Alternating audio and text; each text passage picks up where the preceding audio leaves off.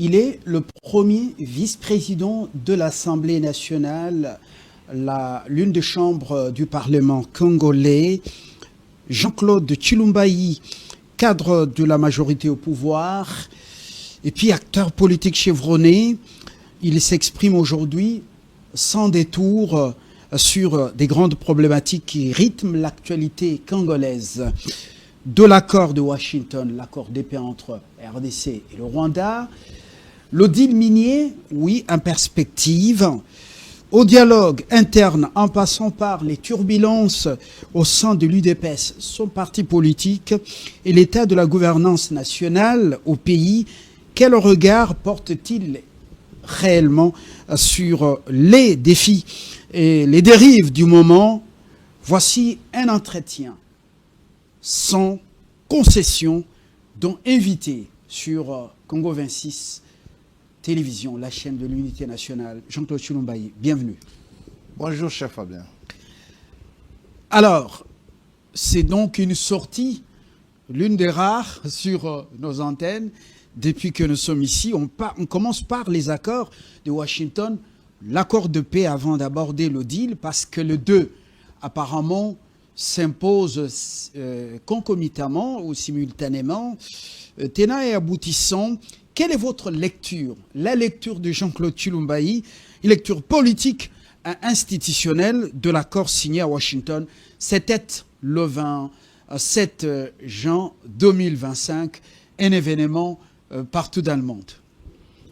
Merci beaucoup, cher Fabien. D'abord, c'est de vous féliciter pour l'organisation que je rencontre ici, la structuration du service que j'ai remarqué ici. Merci. Et souhaiter bon vent à l'entreprise. Je crois que ça va aller. Je connais vos capacités et vos talents intellectuels et professionnels. Je pense que ça ira de mieux en mieux. Nous sommes nombreux, des maillots dans une chaîne. Bien sûr, bien sûr. Merci beaucoup. D'abord ici, c'est de noter que c'est un accord historique.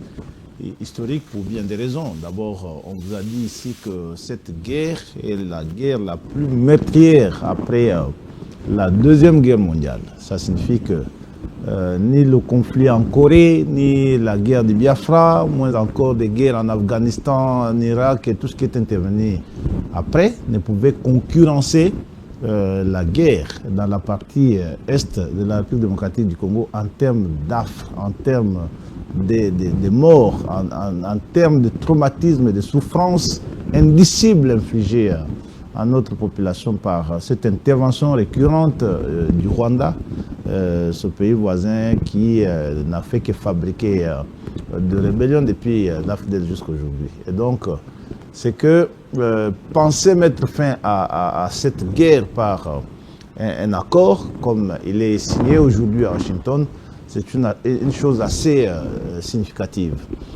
Et Donald Trump met fin de polémique. Il parle d'une guerre qui a fait autant de morts depuis plus de trois décennies. Autant de morts. Dans une interview, vous l'avez entendu dire que, par exemple, le Rwanda a fait une chose qui n'a pas existé ailleurs. Ça signifie que des souffrances étaient tout à fait, ou sont encore aujourd'hui, insoutenables. Ça, c'est la première chose qui rend cet accord historique. Et son deuxième caractère historique, c'est ce spectacle que l'accord offre dans le bureau ovale de la Maison-Blanche, avec tout ce que cela implique. C'est un accord qui ressemble un peu à ce que nous avons vu lors des accords de Camp David entre l'Égypte et Israël, devant le président Jimmy Carter, et les accords, après la signature des accords d'Oslo, la présentation devant le président Bill Clinton. Et ici, c'est la plus grande puissance politique, la plus grande puissance militaire et diplomatique du monde qui porte la charge de l'accord. Donc, le président Donald Trump se présente lui-même comme garant de cet accord. Nous, en droit international, on parle du Gentleman Agreement. C'est-à-dire, c'est ce type d'accord qui viennent remplacer les anciennes pratiques qu'on qualifie de vocation lorsque, à la signature d'un accord d'une aussi grande importance, les partis le plaçaient entre les mains d'une force jugée supérieure qui en assurerait la protection. Et c'est comme ça qu'on voyait par exemple pour l'acte général de Berlin, on pouvait dire au nom de Dieu Tout-Puissant, il y a des accords consignés au nom de la Très Sainte Trinité, ainsi de suite, pour symboliser la protection de la force supérieure entre les mains de laquelle l'accord pouvait être placé. Donc ça, c'est une chose assez significative. Et ici, c'est le président des États-Unis. Nous savons, nous tous, nous connaissons, c'est que les États-Unis ont joué directement ou indirectement dans les revirements, dans les changements de successives attaques intervenues dans l'Est du Congo. Aujourd'hui, c'est cette grande puissance, la puissance universelle, qui vous dit, écoutez, je prends l'engagement de participer à la fin de la guerre et qui annonce même la fin de la guerre. C'est absolument historique. C'est un accord historique parce que c'est le personnage, la personne de Tshisekedi. Lorsque nous expliquons les capacités d'un État sur la scène internationale, nous les plaçons sur les thèmes de ce qu'on appelle les déterminants de politique étrangère. Et parmi ces déterminants, nous citons entre autres les déterminants physiques. On voit par exemple la taille de l'État, le Congo tel que vous le voyez là, parce que si nous avions la taille du Rwanda après les conquêtes d'une partie importante du Nord et du Sud Kivu, on aurait disparu comme État. Mais si nous tenons, c'est parce que nous avons la géographie qui est la nôtre, qui est exceptionnelle, qui fait que nous avons un cadre matériel, un espace assez important pour nous réorganiser et devoir faire face à des incursions. Et nous avons dans les facteurs physiques, on trouve les facteurs démographiques, la population très nombreuse d'un peuple qui peut s'engager pour défendre son intégrité territoriale. C'est le cas, vous avez vu, lorsque le vice-premier ministre Guy Kabongou-Mwadjanvita est allé au front, est allé pour lancer le message à notre jeunesse afin qu'elle s'engage dans l'armée. Vous avez vu qu'en peu de temps, nous avons mobilisé autant de jeunes qui sont engagés pour la défense de la patrie sous les drapeaux. Et il y a un facteur très important aussi dans la puissance d'un État, un déterminant de la politique étrangère d'un État qu'on qualifie de la personnalité de l'homme d'État.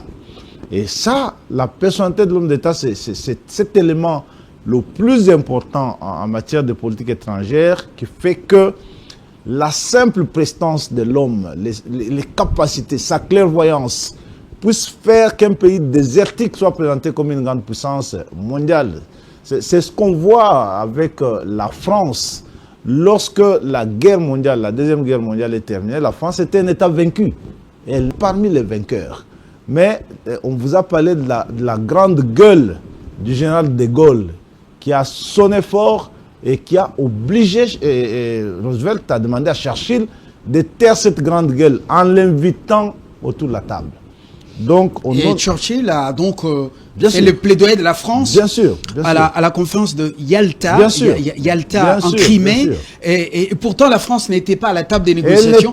Mais la part de la France a été bien gardée parce que c'était la grande gueule. Sur la plainte ou la plaidoirie, le plaidoyer de... Mais surtout la grande gueule qu'il fallait taire, le général de Gaulle, la personnalité de l'homme d'État.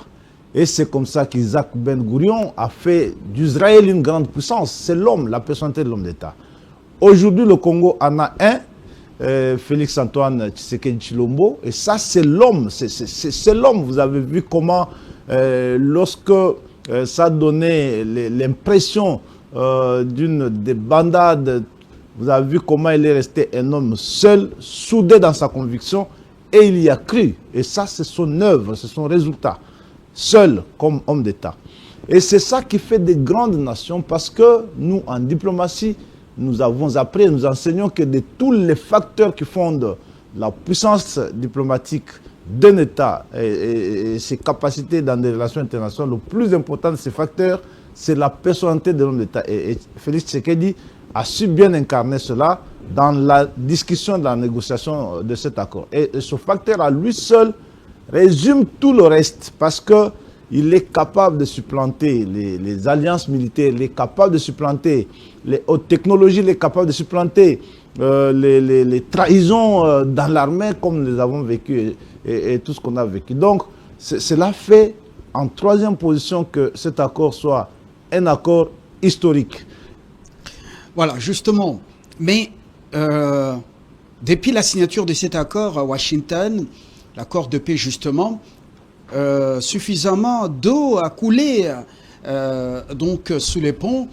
Il y a notamment la déclaration du ministre rwandais des Affaires étrangères qui dit qu'ils attendent que les FDLR soient désactivés, soient neutralisés pour qu'ils commencent à faire ce qu'ils appellent donc retrait, ou ce que nous appelons en français simple retrait des troupes de l'armée rwandaise. Non seulement ça, un rapport le plus récent de l'ONU, relayé par le quotidien belge Le Soir, parle de Kagame qui s'oriente vers l'annexion de l'Est du pays. Alors que nous, ici, on est dans l'effervescence émotionnelle de cet accord signé à Washington. Oui, nous ne pouvons pas être assez naïfs pour ne pas savoir que le projet de Paul Kagame a toujours été cette ambition de penser qu'il peut annexer le Congo. En fait, il faut voir maintenant que le Rwanda a ses perceptions d'un Congo faible tel qu'il l'a toujours pensé ou l'a dessiné dans son subconscient général à son niveau. Mais ce n'est plus ce Congo-là.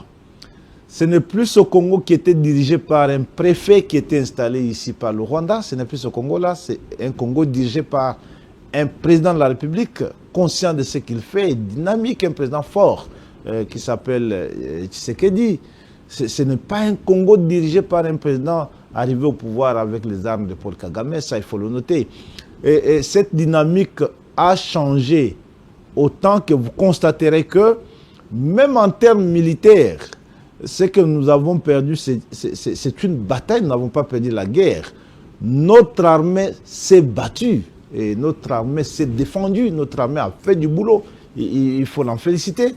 Pendant 4 ans, jour pour jour, le Rwanda n'a pas fait ce qu'il faisait sous Kabila, parce que c'était comme un couteau dans du beurre. Lorsque le Rwanda décidait de prendre Goma, il prenait le même jour. Mais et ici, ça s'est fait au prix d'énormément de morts et de grands cimetières ont été ouverts au Rwanda. Mais l'ONU tire la sonnette d'alarme, ça c'est hyper important. C'est bien, c'est très important, mais je suis en train de signifier que ni notre population soudée derrière son chef, vous l'avez vu dernièrement encore, vous avez vu cette grande marche tenue à Kinshasa sur l'invitation du secrétaire permanent de l'Union sacrée, le professeur André Mbata, qui a prouvé en plus ou de plus que le président Tshisekedi reste son président soutenu par son peuple. Et son peuple n'est pas prêt à faire des concessions aussi honteuses de cette nature. Ni notre armée par ailleurs, qui a prouvé qu'elle était capable de se battre pour Félix Tshisekedi. Est-ce que ça valait la peine cette marche de la majorité présidentielle ou de l'Union sacrée, alors que l'ennemi ou donc l'agresseur est en train de peaufiner des stratégies? Il annonce dans les grands médias que... Ne vous en faites pas. Ici à Kinshasa, la neutralisation des FDLR, c'est la condition sine qua non. Je vais y aller. Ils partent. Ici à Kinshasa, on ne fait plus que marcher. Je dis bien que le travail s'est fait. Vous avez vu que depuis, je crois, le départ du maréchal Mobutu, vous avez vu notre ministre de la Défense, Maître Guy Kabombo Madiamvita, que je salue, que je félicite pour le travail assez extraordinaire qu'il est en train de réaliser, distribuer ici des avions à nos forces armées. Ça n'arrivait plus dans ce pays. Ça signifie que pendant ce temps, ce n'est pas un Congo qui dort, qui attend qu'on vienne taper sur lui tel un enfant. C'est un Congo qui se prépare aussi et qui ne va pas se laisser faire. En même temps, nous pensons que nous discutons. Nous avons signé l'accord.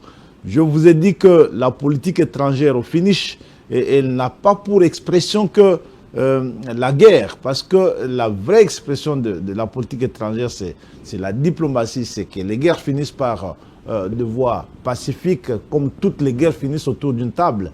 Mais en même temps, nous négligeons aucun des déterminants de notre politique étrangère, qu'il s'agisse de la guerre, qu'il s'agisse de l'activation de la vigueur et de toutes les forces du président de la République, qu'il s'agisse de l'organisation de notre armée ou de la structuration de notre économie, tout cela est mis en branle pour que l'on part à toute éventualité dès qu'il y en a.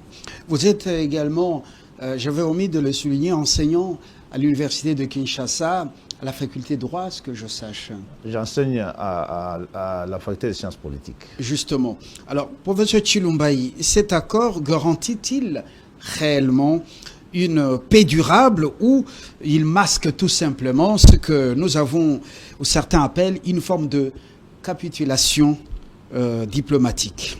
Il n'y a aucune capitulation. D'abord, il faut noter que amener le Rwanda à reconnaître qu'il envahissait le Congo, ce n'était pas une chose facile. C'est la toute première fois depuis que le Rwanda mène cette guerre depuis 30 ans. Il ne l'a pas reconnu. Et ici, c'est les efforts et la détermination du président Tshisekedi qui a conduit le Rwanda à se voir étranglé au plan diplomatique, et ça ne devait que le conditionner à signer l'accord par lequel il reconnaît clairement qu'il intervient au Congo militairement. C'est une grande victoire au plan diplomatique. J'insiste que la faiblesse ou la force d'un État ne se résume pas que par la perte d'une bataille militaire. C'est l'issue plutôt qui va tout déterminer. Nous sommes ensemble autour du chef de l'État, derrière le chef de l'État, pour conduire à bon escient cette issue que nous voulons être une paix durable, une paix définitive. Et c'est une guerre qui a beaucoup d'embranchements, que nous sommes en train de déconnecter un après l'autre, verrez que la paix va revenir. Il faut croire en cet accord.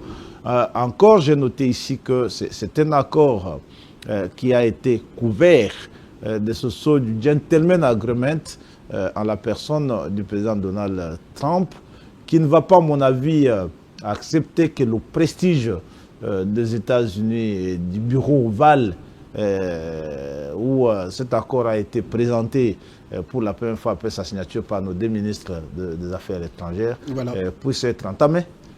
Le Parlement congolais, vous êtes parlementaire justement, le numéro 2 de l'Assemblée nationale. Dites-nous si vous avez été associé à cette démarche en amont. Oui, le chef de l'État avait pleinement informé les présidents des deux chambres du Parlement du déroulement de ces discussions et du contenu de l'accord. En fait, c'était était le cas, mais vous avez vu quand même la réaction de votre titulaire? Non. Vital Kamerhe. J'étais hier en réunion du bureau de l'Assemblée avec le président Vital Kamerhe, qui ne reconnaît pas avoir émis une telle réaction. D'ailleurs, son parti, l'UNC, s'est exprimé clairement là-dessus, soutenant l'accord et réaffirmant sa fidélité au président de la République et son soutien indéfectible à l'activité diplomatique du président de la République en ce qui concerne cet accord. Et lorsqu'on annonçait que cet accord avait été paraphé à Washington, l'Assemblée était en plénière. Vous avez vous-même assisté combien et comment l'Assemblée dans son ensemble, qu'il s'agisse de l'opposition de la majorité, a frémi d'applaudissements pour saluer la bravoure et les efforts du chef de l'État. En effet, il y a ce souci, il y a ce message, j'en ai entendu parler, bien sûr, des gens qui ont évoqué l'idée que l'accord soit soumis à la ratification du Parlement selon les prescrits de l'article 214. Et vous êtes en vacances parlementaires, l'accord doit entrer en vigueur. Nous sommes en vacances parlementaires, mais il faut noter ici que à cette réalité qui est une évidence du droit international qui prévoit que la ratification des accords se fasse conformément aux prescrits du droit interne, il y a toujours des exceptions qu'il faut noter. La première de ces exceptions, c'est notamment que pour les accords de paix, mais qui incluent une idée de cessation des hostilités, depuis la fin de la Deuxième Guerre mondiale, on a pris cette habitude de les signer en forme simplifiée comme c'est fait dans le cas d'espèce. L'accord prévoit qu'il entre en vigueur après sa signature et la signature a été faite. il n'y ait pas prévu de mécanisme de ratification malheureusement pour qu'il soit soumis à la ratification. Donc en plus, le président le feu vert. Oui, le président a le feu vert parce que cette exception du droit international qu'on appelle urgence veut par exemple qu'on ne justifie pas la continuation des affres que nous avons déplorées ici, des tueries, parce qu'il faut attendre la rentrée parlementaire pour ratifier l'accord. Généralement, les accords incluant des mécanismes de cessez-le-feu sont conclus en forme simplifiée. Et ça, c'est bon. Il faut dire que le comble, notre malheur aujourd'hui, c'est souvent que lorsque on parle du droit constitutionnel, beaucoup de gens ne voient que les prescrits constitutionnels. Le droit constitutionnel ne se limite pas qu'aux écrits de la Constitution. Il dépend aussi de l'engagement international des États et des dispositions des accords internationaux qui sont signés, qui font dépendre la volonté du droit interne, parce que pour le droit international, en fait, le droit interne, c'est un fait, y compris les décisions judiciaires coulées en la force des choses jugées. Pour ce cas, il y a l'exception d'urgence qui ne voudrait pas que les misères de nos populations qui doivent regagner leur ménage attendent encore 3 mois pour que l'Assemblée soit en session. Évidemment,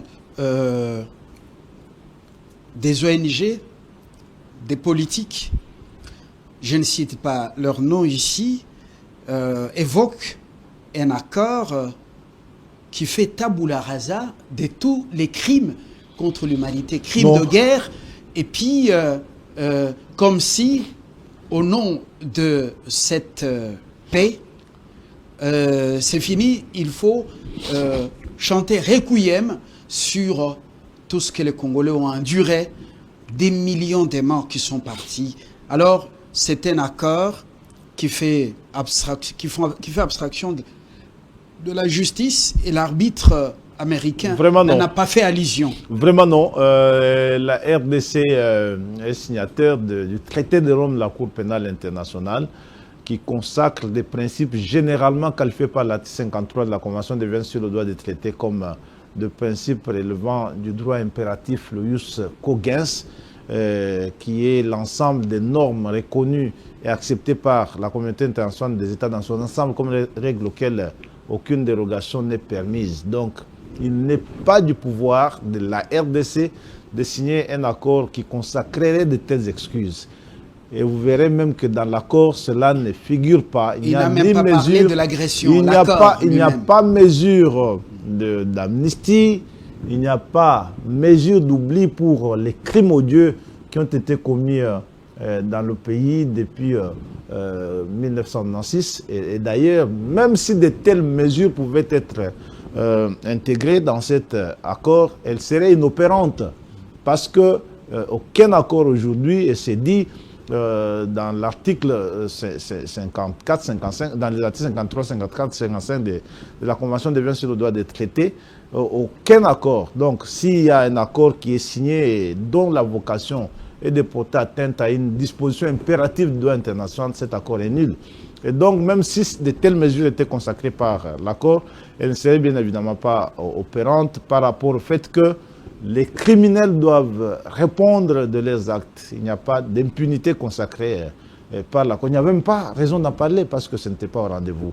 Et donc, qu'ils sachent que tous ceux qui ont offensé la conscience collective de l'humanité par des actes de viol, des tortures, des pillages, de déplacements forcés des populations, des recrutements forcés des mineurs ou d'intrusions forcées de paisibles citoyens dans les forces armées devront être poursuivis et répondront infiniment de leurs actes devant les instances tant nationales qu'internationales. Et quels sont, selon vous, les mécanismes de suivi ou de contrôle que vous jugez nécessaires justement pour éviter un énième accord sans effet? L'accord lui-même prévoit un mécanisme de suivi et je crois que c'est un mécanisme qui sera efficace. Ne vous en faites pas, ne pensez pas que le Rwanda est à l'aise avec cette guerre. Il n'est pas à l'aise. Le Rwanda a perdu beaucoup de ses fils parce que ce n'est pas une guerre qui s'est faite comme elle se faisait sous Kabila dans sa complicité légendaire.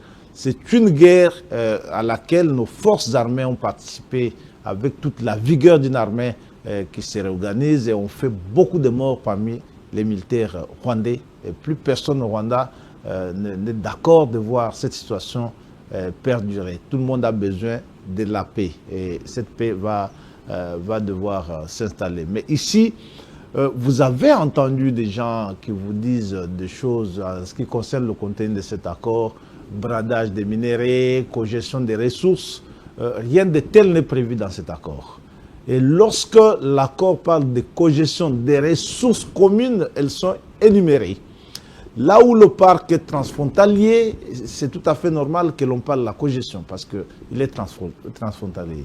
Là où il y a des richesses, par exemple maritimes, des richesses du lac Kivu, des richesses pétrolières, le gaz méthane, par exemple, c'est transfrontalier, il est nécessaire que des mesures soient prises pour la gestion coordonnée ou la cogestion de telles ressources. Ce n'est pas la première fois que cela est consacré. Et l'énergie générée par la centrale hydroélectrique ce n'est pas la première fois de la Roussissi. Ce n'est pas la première fois que cela est consacré. D'ailleurs, cette centrale existante ou celle à construire éventuellement a toujours été basée sur ce type d'accord depuis la CIRGEL.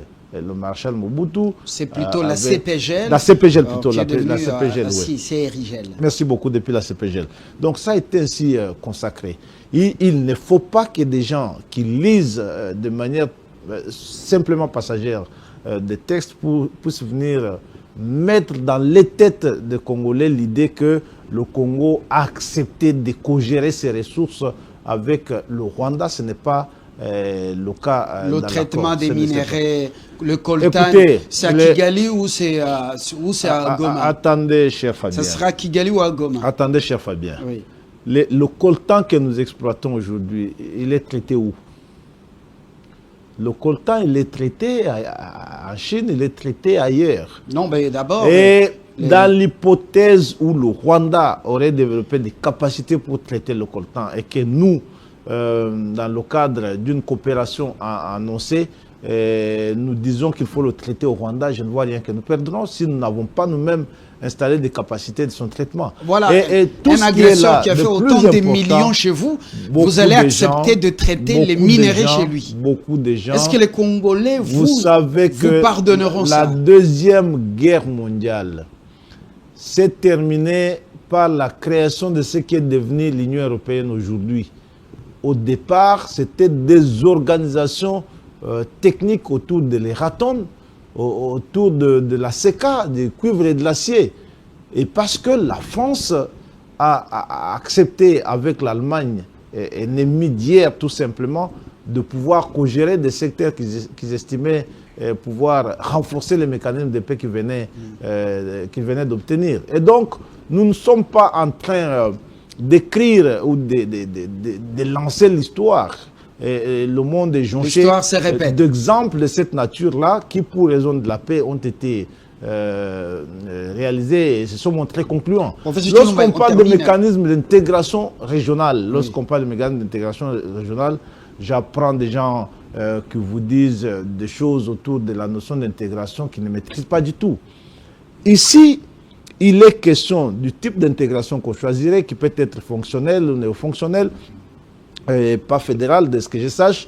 Ça signifie qu'il est question de mettre en place deux mécanismes de suppression des barrières initiales à la circulation des personnes et des biens, avec toutes les autres possibilités qui peuvent être envisagées et qui peuvent aller jusqu'à l'union douanière, à l'union monétaire, à tout ce qu'on peut penser.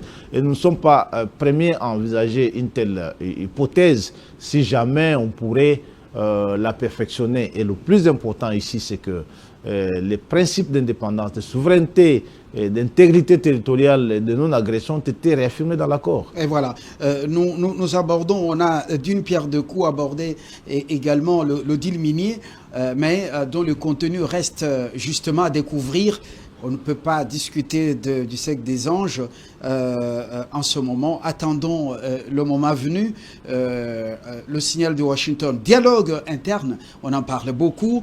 Fayoulou a rallié le camp Tshisekedi, Mouzito l'a fait aussi il y a quelques heures. On sent que dans l'idée du camp de la patrie proposée par Mouzito, plutôt Fayoulou, il y a les catholiques, franchement, vous sentez qu'il y a les catholiques et les protestants dedans dans leur démarche. Vous sentez qu'il y a un plaidoyer pour celui que vous avez appelé ancien préfet de Kigali, qui a dirigé le Congo pendant 18 ans. Et voilà, la question, c'est celle de savoir, nouveau dialogue politique, mais avec qui et pourquoi exactement? Oui, nouveau dialogue politique avec qui vous avez appris que le président a toujours affirmé qu'il était ouvert à discuter avec tout Congolais dans les limites de ce que la moralité et nos lois prescrivent. Et que si jamais il y a ce nouveau dialogue, beaucoup de gens insistent sur ce qu'ils estiment être des revendications et oublie que le président Tshisekedi lui aussi a réclamé. Les gens viennent, c'est que l'on sait des dialogues politiques, c'est que ça finit par le partage du pouvoir. Et je n'en connais pas un. Le dialogue politique, depuis l'antiquité de Platon, qui s'est déroulé et qui s'est terminé sans partage de pouvoir. Il n'y en a pas eu. Et donc, il faut que les Congolais sachent que ceux qui réclament le dialogue réclament le partage de pouvoir et que cela a des conséquences sur l'architecture institutionnelle actuelle. Ça signifie quoi?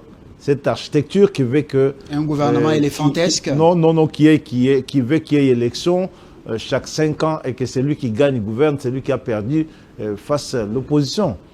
Le président Tshisekedi lui-même, je crois qu'il a réclamé, si jamais il y a un dialogue, il a exigé, à réclamer ces 2 mandats qui ont été torpillés alors qu'il a été élu par ce peuple pour diriger ce pays. Il a réclamé.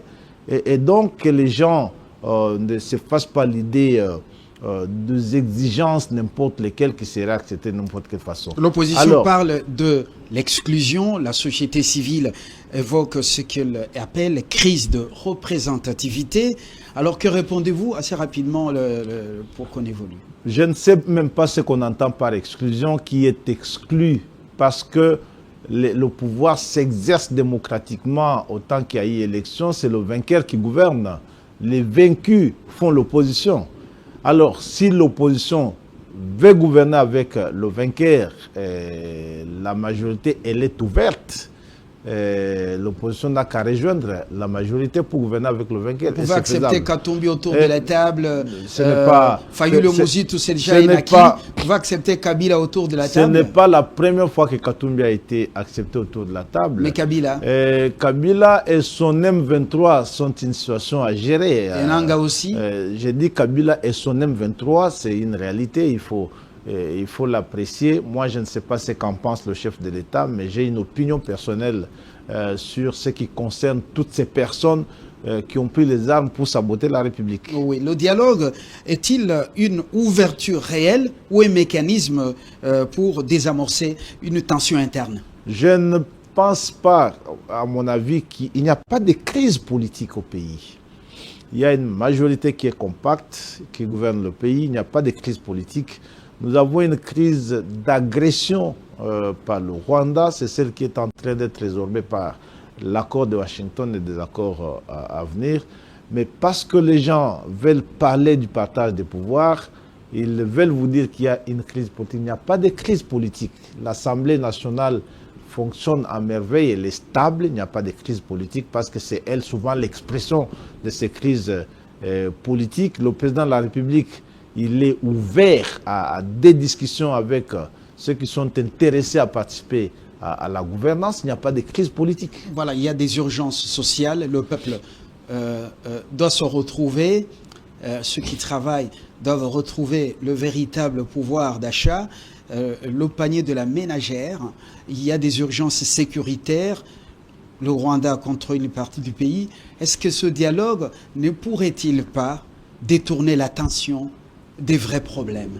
Oui, moi je crois que c'est une tentative de détourner l'attention des vrais problèmes.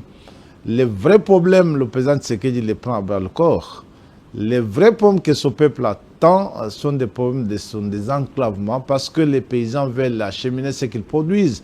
Ils veulent rentrer au travail, c'est ce que le président Tshisekedi a fait, ou qu'il est en train de faire par la construction dans le pays pour la première fois des routes interprovinciales qui relient de nombreuses provinces. Vous avez vu aujourd'hui, vous avez cette promesse du ministre des Travaux des ITPR que je vis dernièrement, qui montrait qu'il était satisfait de l'évolution des travaux sur l'axe Mujimai Ngouba dans l'Oualaba. Vous imaginez un peu ce que ça fait, c'est extraordinaire. C'est que d'ici quelques mois, le Congolais pourrait quitter au volant de sa petite voiture de Mwanda à Lubumbashi ou à Vansé, Kasomeno, Kalemi jusqu'à Uvira, avec cette possibilité que si cette guerre n'avait pas eu lieu, la route Uvira-Bukavu serait terminée. Donc le Congo sera parcouru en voiture, et ça c'est un miracle signé Tshisekedi. On ne peut comparer cela à une quelconque gouvernance vécue depuis notre indépendance, ça vous pouvez le noter. Je vous ai dit que le peuple d'abord demeure le mot maître, pas un slogan. Nous sommes déjà dans la gouvernance, justement. C'est la question qui caresse mon esprit. Le peuple d'abord, un slogan fort de ce régime. Ce n'est pas un slogan, mais que reste-t-il? On peut dire le mot d'ordre copié de Etienne Tshisekedi. Que reste-t-il de sa mise en œuvre? Elle est là, Fabien. Nos militaires sont payés. J'ai dit que ce n'est pas encore suffisant, mais ils sont payés comme jamais un militaire n'a été payé dans ce pays depuis notre indépendance. Et je peux vous dire comme jamais un militaire n'a été payé dans cette région centrafricaine depuis la naissance des États qui la composent. Vous connaissez comment le peuple d'abord est toujours la règle. Sont souvent le peuple d'abord est pendant des heures et des heures. Nous sommes aujourd'hui le 3. Le peuple jusque-là, l'exercice n'est pas encore commencé devant les banques. Vous êtes élu du peuple dans le Kasaï central, mais Fouamba avait reçu mission de commencer à payer les gens, les fonctionnaires ou les agents de l'État entre le 15 et le 20. Jusque maintenant, oui, mais vous le dites bien.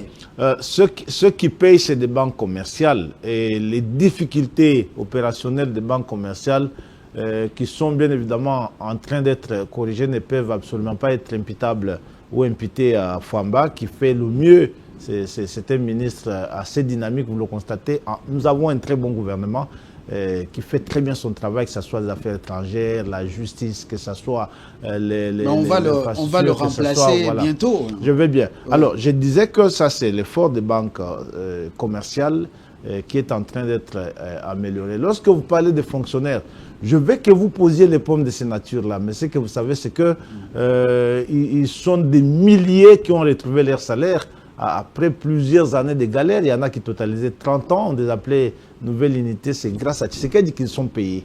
Et ils retrouvent bien sûr des difficultés à être payés parce que les banques ne sont pas installées partout. Mais le plus important, c'est qu'on a résolu le problème de fonds et ils sont payés. Aujourd'hui, ça demande combien d'années pour que la paye soit fluide, rapide? Moi, j'entends les gens qui parlent de la gestion, qui parlent de la gouvernance, des gens qui tentent de parler du passé ombrageux que nous avons vécu dans ce pays. Comme professeur d'université, je ne peux pas vous dire à quel niveau je place l'avènement du président Tshisekedi comme président dans ce pays ici. Parce que pour la première fois, moi j'ai vu des universités, des grandes universités modernes être construites en 5 ans. Là où depuis le départ des Belges, on n'en a construit aucune. Que ce soit dans les 32 ans du maréchal, que ce soit dans les 4 ans de Laurent Désiré Kabila, que ce soit dans les 18 ans de Joseph Kabila. Je suis à Kinshasa ici. J'ai posé la question à un ami qui est de l'ancien parti de Joseph Kabila, le PPRD. Je lui ai posé la question, lorsque vous prenez 18 ans de pouvoir à Kinshasa ici, est-ce que vous pouvez me citer les réalisations en termes d'infrastructures, par exemple, signées Joseph Kabila, et sans apport extérieur. Il a sionné, il m'a cité l'immeuble intelligent, construit par Matata Pogno, avec surfacturation, on a parlé de 40 millions de dollars. Oui. Moi, je lui ai dit, bon, tu veux maintenant que je te cite ce qui est fait en seulement 5 ans.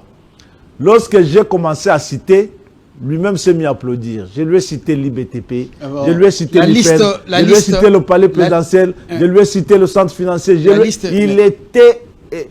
lorsque la liste est longue. Elle est très longue. Est-ce que quelqu'un a gouverné ce pays comme Tshisekedi avant? Alors, vous avez droit de défendre justement la gouvernance. Non, mais vous êtes un journaliste. Objectivement, dites-moi si quelqu'un a gouverné ce pays comme Tshisekedi avant. J'ai dit, la liste est longue. Bientôt, pour aller à l'aéroport, on va amener les visiteurs sur des routes viables. Je demande au lieu de passer seulement par objectivement, dites-moi si quelqu'un a gouverné ce pays mieux que Tshisekedi avant. C'est moi qui vous pose des questions sur ce plateau et non pas professeur Chilumbaï qui est maintenant journaliste. Vous posez des questions aux journalistes. Professeur Chilumbaï, est-ce que c'est bien, la liste est longue. Très longue. Ce sont des preuves tangibles. Mais dites-nous, ça demande de quoi d'honorer les engagements avec les formations hospitalières dans le cadre de la gratuité de la maternité. Je suis très content. Ça demande de quoi exactement? Parce que certaines formations médicales ont d'abord suspendu le contrat avec le gouvernement. Je suis très content que vous me posiez cette question-là.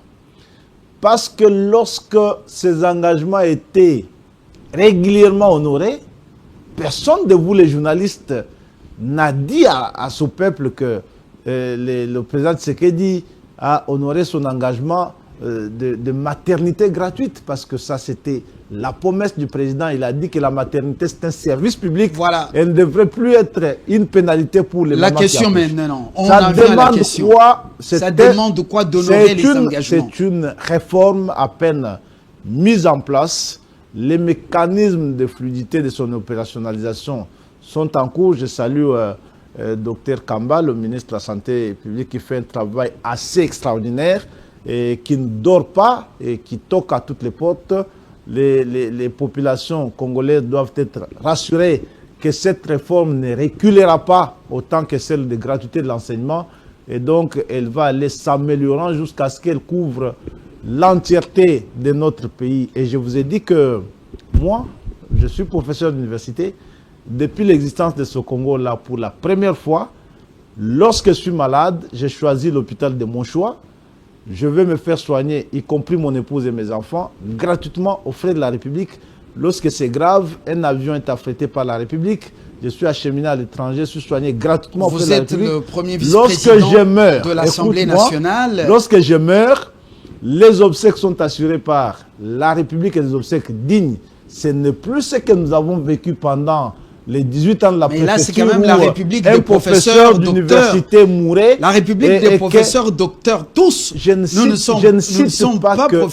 cite pas que ceux-là. J'ai commencé à vous citer ce que le président Tshisekedi a fait pour les militaires, ce que le président Tshisekedi a fait pour les enseignants, ce qu'il a fait pour les fonctionnaires, ce qu'il a fait pour les magistrats, ce qu'il a fait sur la route, ce qu'il a fait pour les étudiants à l'université. Ce n'est pas que les professeurs. Voilà. Quelles sont justement les réformes institutionnelles? Vous êtes au Parlement, et des réformes sociales qui sont à inscrire dans cette législature en cours pour incarner réellement la vision. Elles sont très nombreuses. Quelques-unes. La sécurité sociale, par exemple. Aujourd'hui, c'est presque tous les fonctionnaires de l'État, toutes catégories confondues, qui sont affiliés, qui sont éligibles à la sécurité sociale, qui, pour la première fois depuis 1960, peut encore fonctionner dans ce pays. Ça, c'est une chose assez certaine.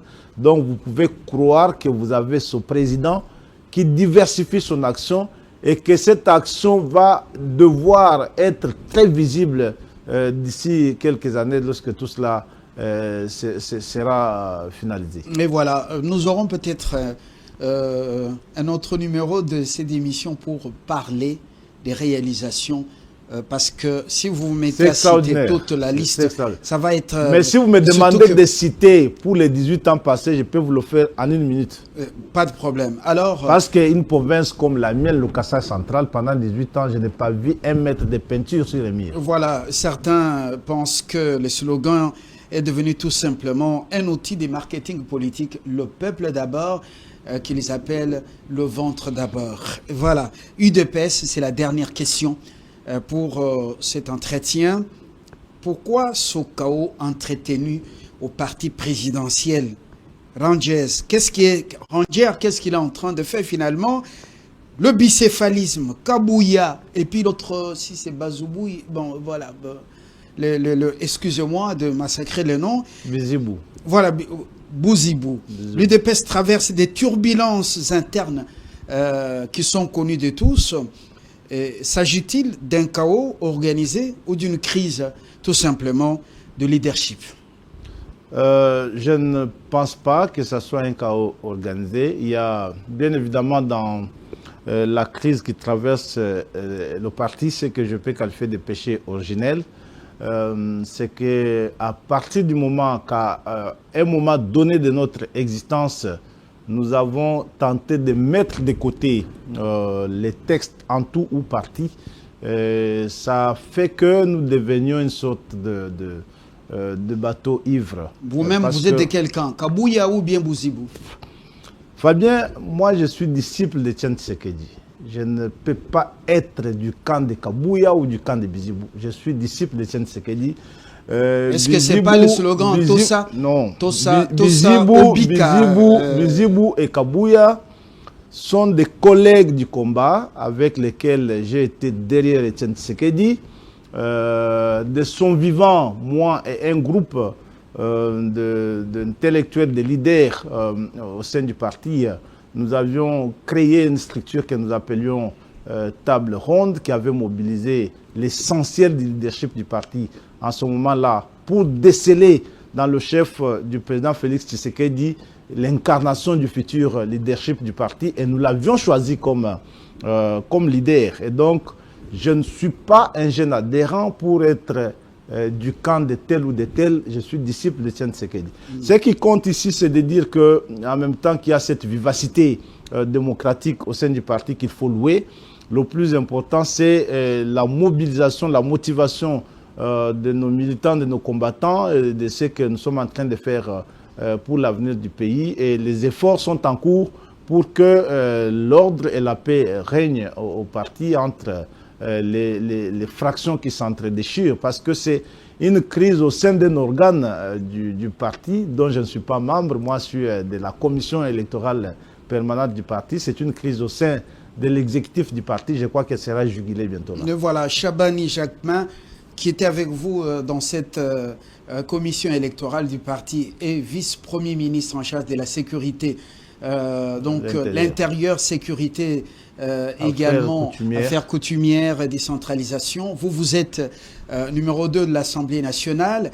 Qu'est-ce qui reste encore de cette structure? Ça sera une autre question. Elle est opérationnelle, elle est animée par moi comme intérimaire parce que je ne suis pas frappé par l'incompatibilité, ce qui est le cas pour Maître Jacquemin Chabani. J'assure l'intérim jusqu'à nouvel ordre.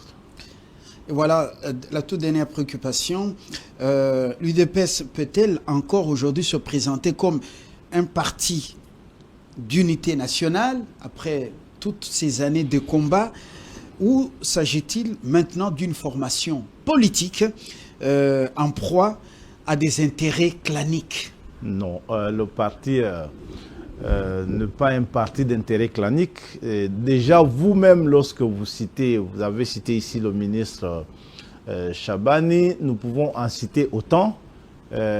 D'abord, qui font très bien leur travail. Vous avez lui-même le ministre Chabani qui fait très bien son travail. On peut tout dire, la ville respire, le Kouloune a reculé nettement. Il y a encore à faire, c'est vrai. Vous avez le vice-premier ministre Liaou qui fait très bien son travail. C'est pas clanique ça. C'est un Équatorien. Vous avez Madame Akassia qui fait très très bien son travail. Elle n'est pas clanique, elle est aussi équatorienne. Vous avez le vice-premier ministre Guy Modiavita qui fait très très bien son travail.